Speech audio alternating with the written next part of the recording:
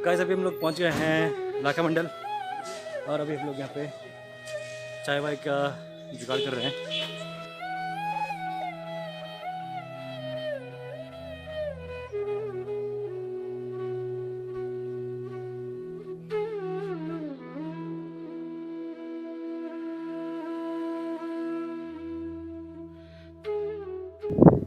तो गाइस अभी हम लोग हैं लाखा मंडल में। हम यहाँ पे किसी और काम के लिए आए थे, लेकिन भोलेनाथ जी के दर्शन करने हम लोग इधर आ चुके हैं। ठीक है, आपको यहाँ का पूरा व्यूज़ दिखाएंगे हम यहाँ पे, बहुत अच्छे अच्छे।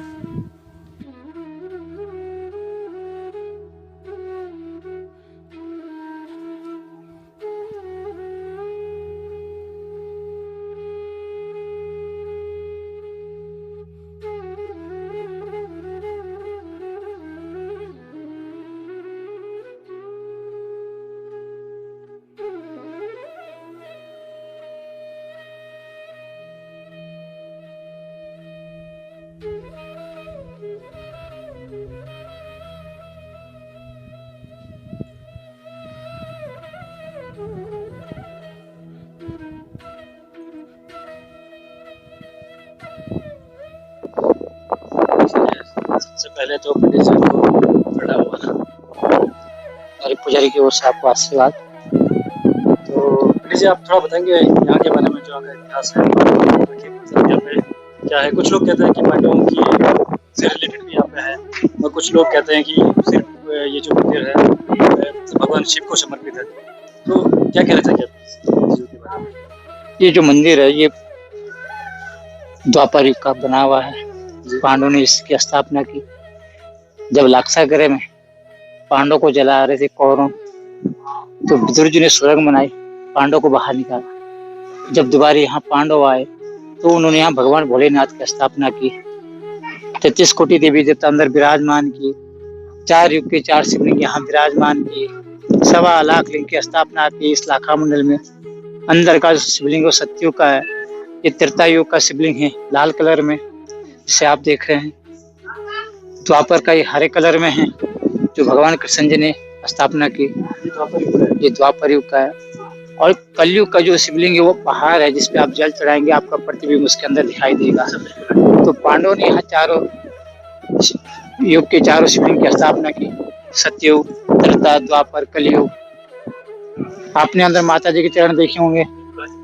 तो इस मंदिर पे आप गाय माँ के खुर के निशान देखोगे, ये खुर के जो निशान बने हुए हैं पूरे मंदिर पे, क्योंकि जो कामधेनु गाय थी ये उसके पद चिन्ह है इस मंदिर पे। बिल्कुल बिल्कुल सही। ये द्वापर युग में पांडवों ने इसकी स्थापना की यहाँ पर, और कामधेनु गाय के जो चरण हैं ये पूरे मंदिर पे बने हुए हैं। ये आदि केदार है। और इधर उत्तर दिशा में आप देखिए माँ महिषासुरमर्दिनी। जब असुर पैदा होते हैं तो देवियां पैदा हो जाती है। इधर महामहिषासुरमर्दिनी है। जब पांडव भगवान की खोज में निकले तो शंकर जी ने भैंसे का रूप रखा था, तो उसमें एक महिषासुर था, उसने भी जो अपना रूप धरा। तो माता जी को पता लगा कि इसमें असुर जा रहे हैं, तो उन्होंने उसको पकड़ा और अपने त्रिशूल से उसका वार किया। ये महिषासुरमर्दिनी है जो असुरों का वध करती है। यहाँ पर कौरवों ने पांडवों को जलाने के लिए लाक्षागृह बनाया था। जो आप जो पत्थर देख रहे हैं ये उस समय का जला हुआ पत्थर है। हाँ जी ठीक है। द्वापर युग का ये पत्थर जला हुआ है। यहीं पर जो है कौरवों ने पांडवों को जलाने के लिए लाक्षागृह बनाया। बिल्कुल। और इस जगह से जो सुरंग है वो आपको यहाँ 1 किलोमीटर आगे वो सुरंग आपको मिलेगी जहाँ पांडव लोग बाहर निकले। इसी जगह से वो सुरंग है, इन दोनों के बीच से यहाँ सुरंग है, यहीं से पांडव लोग बाहर निकले। लाक्षागृह है ये, लाक्षागृह। हमें भवन में जिंदा जला देने की योजना बनाई गई है। मेरे शत्रु आहुति बनकर भस्म होंगे इस यज्ञ में। ये जो मूर्तियां हैं इनके बारे में कुछ बताएंगे आगे? ये जो मूर्तियां हैं इनको भी 4 युग में 4 नाम दिए गए। सतयुग में इनको वीरभद्र कहते हैं। अच्छा, सतयुग में इनको वीरभद्र, वीर और भद्र। अच्छा, वीर और भद्र। इनका नाम जब राजा दक्ष के यहाँ यज्ञ हो रहा था तो सारे देवताओं को बुलाया, शंकर जी को नहीं बुलाया। सत्य ने कहा पिता के यहाँ यज्ञ हो रहा, आप भी चलो, मैं भी चलूंगी। शंकर जी ने मना किया कि बिना बुलाए कहीं नहीं जाना चाहे। सत्य मानी नहीं, पिता के यहाँ यज्ञ हो रहा था वहां गई। उनका अनादर हुआ, किसी ने पूछा नहीं। यज्ञ जो हो रहा था वहां कूद को भस्म हो गई। शंकर जी को जब पता लगा मेरी पत्नी भस्म हो गई, उन्होंने अपनी जटा से 2 वीरभद्र तैयार किए। तो सतयुग में इनको वीरभद्र कहते हैं, त्रेता में इनको जय विजय कहते हैं, द्वापर में इनको द्वारपाल कहते हैं, और इस कलयुग में इनको देव और दानव कहते हैं। ये देव हैं, ये दानव है। कंकाल बना हुआ है इसके मस्तक पर, आप देख रहे हैं। ये दानव है, ये दानव है और ये देव हैं। ये देव हैं, इनके सर पर मुकुट है, हीरे मोती का मुकुट है। और यहाँ इसका क्या वो है? ये जो हाथ कटा है ये तो ये क्योंकि द्वापर में जब ये मंदिर बना तो उसमें कई प्रलय आई होगी, तो प्रलय में दबे हुए थे। जब खुदाई हुई तब निकले ये उस समय। तो इस गांव का जो नाम है, पुराना नाम लाखामंड मड़ा, बिल्कुल। अभी जो 100 वर्ष से पहले का नाम है बिल्कुल लाखा मंडल है। जो उसके बाद का नाम था मड़ा, मतलब मरा हुआ आदमी यहाँ जीवित होना। अच्छा, तो यहाँ जैसे हमारे खत में कोई भी व्यक्ति मरता था उसकी बॉडी लाकर यहाँ रखते थे। 2 यहाँ रखकर वो 2 पल के लिए जीवित होकर पंडितों द्वारा मंत्र बोलकर उसे मोक्ष की प्राप्ति होती थी। यहाँ पर क्या थी बॉडी? इसी जगह बॉडी रखी जाती थी मृतक आदमी की। तभी इस गांव का नाम मड़ा, मतलब मरा हुआ आदमी जीवित होना। यहाँ से पांडव भी जीवित निकले बाहर, मरा हुआ आदमी यहाँ जीवित होता था। तो ये शक्ति उस समय थी। आज कलयुग है, आज भगवान की आस्था पे लोग आते हैं, भगवान उनकी मनोकामना पूर्ण करते हैं। ये जो सामने जो शिवलिंग है ये धर्मराज है युधिष्ठिर जी, जिन्होंने यहाँ भगवान शिव की स्थापना की। अपने आप यहाँ लिंग रूप में विराजमान हो गए। ये जो 4 स्तंभ है, अर्जुन, भीम, सदेव, नकुल, 5 भाई विराजमान है। कहाँ पे? ये सामने अच्छा। आप देखिए, ये जो सामने पे जो बड़ा शिवलिंग है ये धर्मराज युधिष्ठिर जी हैं। ये जो शिवलिंग है ये है युधिष्ठिर के, हाँ। वो है क्या कहते हैं? ये 5 भाई पांडव ठीक है उनके। प्रतीक हैं। ठीक है। युधिष्ठिर जी हैं, हाँ जी। अर्जुन, भीम, सदेव, ठीक है। नकुल, ये 5 भाई यहाँ विराजमान है। बिल्कुल। हाँ जी। क्योंकि पांडवों ने यहाँ शिव स्थापना की, अपने आप भी वो लिंग रूप में यहाँ विराजमान हो गए। अच्छा। और इनकी भी यहाँ पूजा होती है। ये 5 भाई पांडव हैं। कहते हैं कि इस शिवलिंग के नीचे कभी अगर ऐसी विपत्ति आ जाती है तो पूरे विश्व के लिए कुछ 2.5 दिन का भोजन है या क्या चीज है। ऐसे हमारे बुजुर्ग ने हमें को बताया कि इस शिवलिंग के नीचे अथाह संपत्ति है जो पूरे विश्व के लिए 2.5 दिन का भोजन या कोई 2.5 दिन का या भोजन या कोई ऐसी चीज है जिससे पूरा विश्व जो है 2.5 दिन तक जीवित रह सकता है। ऐसे इसके नीचे कुछ पांडवों ने रखा है। ये जो आप शिवलिंग देख रहे हैं, ये 1.25 लाख शिवलिंग की जो स्थापना की पांडवों ने। हर कण कण में भगवान शिवलिंग है। यहाँ पे बहुत सारे शिवलिंग हैं, इनका क्या वो है? यहाँ बहुत सारे शिवलिंग, क्योंकि जब पांडव यहाँ आए तो उन्होंने यहाँ भगवान भोलेनाथ की स्थापना की। 1.25 लाख लिंग की स्थापना की इस लाखा मंडल में। और यहाँ जो है कण कण में उन्होंने एक दिन में एक शिवलिंग की स्थापना की। 1.25 लाख दिन तक जब यहाँ पांडवों ने शिव स्थापना की, जब भगवान ने उनको दर्शन दिए, जब भगवान जी फिर आगे आगे गए, पांडव उनके पीछे गए, तो केदारनाथ में भगवान जी अंतर ध्यान हो गए। फिर उन्होंने वहां देखा कि इससे आगे अब कुछ नहीं है, तो फिर उन्होंने भगवान भोलेनाथ जी का वहां मंदिर बनाया। और पांडव भी वहां से जो है चोला बदल कर स्वयं युधिष्ठिर जी जो है स्वर्गारोहिणी से स्वर्ग से विमान आए, वो विमान में बैठकर स्वर्ग चले गए। जो कलयुग का शिवलिंग है जो बाहर है, जिसपे आप जल चढ़ाएंगे, उसपे आपका फोटो उसके अंदर दिखता है।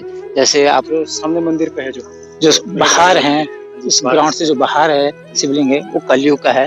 जैसे आप वहाँ चलेंगे मेरे साथ, आप जैसे जल चढ़ाएंगे तो आपका प्रतिबिंब उसके अंदर दिखाई देगा। तो यहाँ पांडवों ने 4 युगों के 4 लिंग विराजमान की। जो भी भक्त यहाँ आते हैं उनके सारे कष्ट नष्ट हो जाते हैं, मन इच्छा पूरी होती है, अंत में भगवान भोले के चरणों में उन्हें जगह मिलती है। ऐसे देवादिदेव यहाँ भोलेनाथ विराजमान है।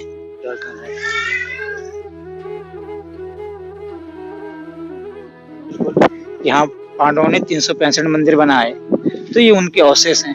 365 मंदिर। हाँ जी, हाँ जी, उत्तराखंड में है पूरे इस इलाका मंडल में। इस इलाके में 365 मंदिर। हाँ जी, इस जगह वो मंदिर है किधर? वो जैसे मुख्य मंदिर आपने देखा है सामने, जो जहाँ पूजा होती है। फिर ये दूसरा मंदिर है जहाँ 5 पांडव विराजमान हैं। हाँ जी, ये सब शिवालय है ना, शिवालय ये सब मंदिर हैं। ये जो आप सारे घर है मतलब हाँ। शिवालय है, ये कैसा मंदिर है? हाँ, ये मंदिर है, ये मंदिर के ऊपर के गुम्बद है ये। अच्छा। जैसे उस ये मंदिर के ऊपर के वो हाँ, घड़े वगैरह हाँ जी, हाँ जी, वगैरह। हाँ जी, हाँ जी, जैसे कि जैसे उस बड़े ऊपर बड़े मंदिर वाले मंदिर में बीच में दिख रहा है वो। हाँ जी, हाँ जी, हाँ जी, अच्छा। ये उसके अवशेष हैं। जैसे खुदाई करते हैं यहाँ 100 मीटर में कहीं भी, तो ये अवशेष निकलते रहते हैं। भगवान की मूर्ति जो है, शिव हो, पार्वती हो, विष्णु हो, हर देवी देवता की यहाँ मूर्ति निकलती रहती है। अच्छा, तो जो ये है, ये स्टोर है। ये पहले से क्या था ये चीज़? ये पहले तो यहाँ एक गांव वाले की एक मकान था एक अपना, फिर भारत सरकार ने इसको ले लिया है। वो मकान गवर्नमेंट के अंदर गवर्नमेंट के अंडर ने अपने इसमें ले लिया, फिर उन्होंने यहाँ ये स्टोर बनाया है फिर मूर्तियों रखने के लिए। और जब म्यूजियम बनेगा तो मूर्तियां फिर बाहर स्थापना उसकी होगी, जो कि आपके सामने जो ग्राउंड है यहाँ पर म्यूजियम, जहाँ पे स्कूटी खड़ी हो रखी है। हाँ जी, हाँ जी, हाँ जी, वहाँ पे म्यूजियम बनेगा। म्यूजियम बनेगा। जो इसके अंदर जो मूर्तियां हैं वो सब वहाँ स्थापना इन मूर्तियों की जाएगी, सपना की जाएंगी। ओके। ये आपके सामने सारे अवशेष हैं, ये सब मंदिरों के अवशेष हैं सारे। जैसे आप एक मूर्ति देखिए, ब्रह्मा विष्णु महेश तीनों देव एक साथ हैं। जैसे हाँ, यहाँ पे ब्रह्मा विष्णु महेश तीनों एक साथ दिख रहा है हाँ जी, इस मूर्ति में। तो हर देवी देवता की मूर्ति यहाँ विराजमान। तो ये जो मूर्ति है काली माता की मूर्ति। ये काली माता है। ये जैसे 4 रास्ते नहीं होते हैं, तो जैसे कोई आदमी रात को आना जाना करता, चौराहे होते हैं, आना जाना होता है, तो काली का नाम लेकर जो सारे दुष्ट जो दूर भाग जाते हैं, और काली माता उनकी रक्षा करती है अपने भक्तों की। तो ये चौरस्ते की काली माता है। अब आपको हम जहाँ कलयुग का जो शिवलिंग है वहाँ आपको दर्शन कराएंगे।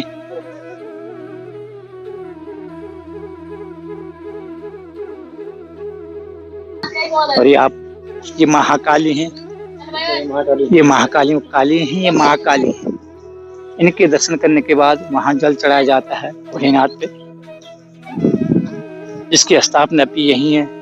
जैसे अभी जो ये कोरोना महामारी चली थी, तो उसको निवारण के लिए इसने पहले आगाज कर दिया था कि यहाँ आप पूजा पाठ करें। तो सभी ब्राह्मणों ने यहाँ पूजा पाठ की। और जो ये हवा है, ये इस लाखा मंडल इस उत्तराखंड में जो बहुत ही कम हमें जो है लोगों को पाई गई है, ये है। अच्छा, तो ये जो चिंता हरण महादेव जो कलयुग, ये है कलयुग का शिवलिंग। जैसे आप इस पे जल चढ़ाएंगे तो आपका प्रतिबिंब इसके अंदर दिखेगा। ये भी इसी जगह विराजमान है, इसकी खुदाई यहीं हुई है, इसकी स्थापना भी पांडवों ने की है। तो ये है। और देखो तो चिंता हरण महादेव, जैसे इस पे भक्त जल चढ़ाते हैं तो उनकी फोटो भगवान भोलेनाथ अपने अंदर समा लेते हैं, उनके पाप नष्ट हो जाते हैं, मन इच्छा पूरी होती है। ओम सौराष्ट्र सोनातम शैलमिकार्जुन नमोदय नमः महाकाल मम्लेश्वरम पाल वेद ढाकिना भीम शंकरम स्वत मृत्यु रामना कृष्णदाय कवनी वाण सब शिवज्ञ गौतमी तटे हिमालय तुर्केदार उत्मित शिवालय देशान ज्योतिर्लिंगानि साया प्राण सप्त जन्म कृतम पाप में सके। जैसे भागीरथ जी ने गंगा जी को मृतलोक में अपने पितरों के उद्धार के लिए गंगा जी को लाया है, उस प्रकार से इस शिवलिंग पर जल चढ़ाने से 7 जन्म के पितरों का उद्धार होता है, सारे पाप नष्ट होते हैं, मनोकामना पूर्ण होती है। ऐसे देवादिदेव महादेव विराजमान है।